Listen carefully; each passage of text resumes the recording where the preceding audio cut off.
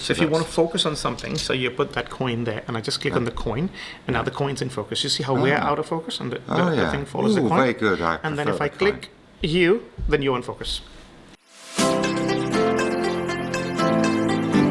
Hello and welcome to another interview. Today I have David Weeks. And we're going to share a very important point to some of you beginning into magic. This thing could really help you out. It's all about questions, but before we get to that point, let's find out about how David got into magic. So how did you get into magic? When you were a kid or later in your career? You never said you were going to do all this stuff as well. Well, I mean, it's just a quick intro. Quick one. A book at the age of 6 called The Boys' Book of Magic. Okay. Boys. Now it would have to be the young person's book. Okay, true, yeah. Boys. Yeah, okay. And that had loads of stuff in, and that's what sparked my interest. Then, as a teenager, I met a friend of a friend who said if I want to learn how to do magic, go and see him. If I wanted to know how tricks were done, forget it. So I took my box around with all my tricks in, and I started showing him. Do this, do that, Nice. And he quite quickly said, "Okay, fine, yeah, I'll take your, yeah, stop." Okay. Because as a kid, you just go, "Mom, yeah, you just want to get, show you everything." Yeah. That's great. So and you've been doing magic your whole life, or did you have other jobs? Oh, I had to work. Oh, yeah. Okay. As well. Okay. Now I don't. You see, I just do the magic. Perfect. That's a great way to live. Just for fun. So let's go straight into the subject that I got you to talk about, because we were chatting downstairs and We were. And these were wonderful. We're now upstairs. Yeah, now we're upstairs in the divan. Not so much oxygen up there. It's losing my breath. It's so high up. Yeah. In fact, speaking of that, just to go off top, David was one of the first people I met at the Magic Circle. So when I joined the Magic Circle, David showed me around and was really great. And we've been sort of, So good. He's wonderful. So if you ever come to the Magic Circle, you're going to see David. And when you're doing a magical effect and you're performing, a lot of people just do this where, I've got a deck of cards, check this out. And I think David got a real good point about that. So I'll let over to you. Okay. Talk about Questions force any member of the audience to respond, and if it's a genuine question, like I might start to say, "Do you like tricks with cards?" or "Do you play card games?" If the answer is yes, my answer is I don't. I hate them, but I have to do a trick with cards. And if the answer is, what did I say? Yes, you no. said it, so the answer is no. If the answer is no, neither do I.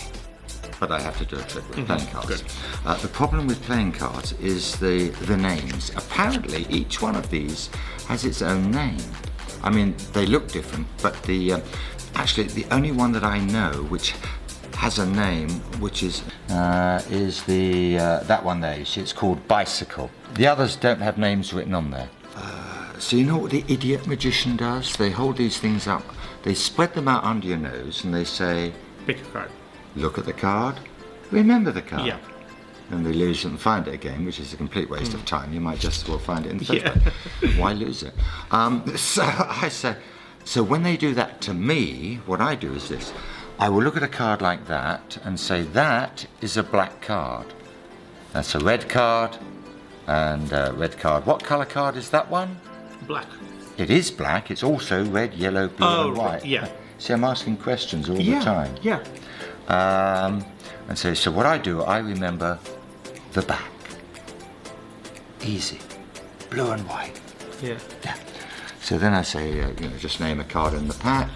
4 of diamonds. 4 diamonds, you say. No, if you just say blue back, that includes the 4 of diamonds. Okay, yeah. It includes them all. Yeah, it includes them all, yeah. It's all right, I can find you the 4 of diamonds. It takes a little bit longer, but they're all here somewhere, including the 4 of Right. diamonds. There we go. So much easier, so much quicker if you simply say blue back. Yeah. Then you don't have to go looking for the card. Yeah, easy. Uh-oh. That's a red back. And so we're into a colour change pack of cards, and then all the cards change to red, except for the chosen card, which is then blue, and you end up clean as well. But the point I'm making is that you start, or I start, by asking a question. a number of questions. Yeah. Everything's a question, pretty much what you. Because that forces you to engage. Yes. Another one, I do a ring and rope routine. So the opening question is, do you like puzzles? Now if the answer's no, I ride over that. I don't care, you're going to see it anyway. This is a puzzle using a ring. Have you seen a ring like that before? Not as big as this. Ooh. So, in giving you the ring, I'm asking the question. I'm asking you really to examine it Without saying but examine. without saying examine this ring. Make sure there are no trapdoors, wires, magnets. That's a great point. Yeah. Because that's so cheesy. Have you seen a ring like this before? If the answer is yes, so it's a familiar ring. If the answer is no, then it's an unfamiliar ring. It amuses me. Another question, still with you. How many holes in the ring? So the subtext is I'm asking you to examine for any slits, cuts or gaps. Yeah. Without saying, make sure there are no. So how many holes in the ring? Apart and the from answer is one. Sometimes they say two, one that way and one that way. Okay. That's one. It's just one. Yeah. It's one. Yeah. So I then say, so if it didn't have a hole, if it was solid, what would it be? A disc. And you're one of the very few people that can answer correctly. You're absolutely right. It would be a disc, but it's not. It's a ring. Now this puzzle uses a ring and a piece of rope. I keep the ends of the rope tied together. Do you know why? No. Well, you can't tie them apart. Stupid, but logical. So the ends of the rope there, the middle of the rope, somebody's vandalized the rope.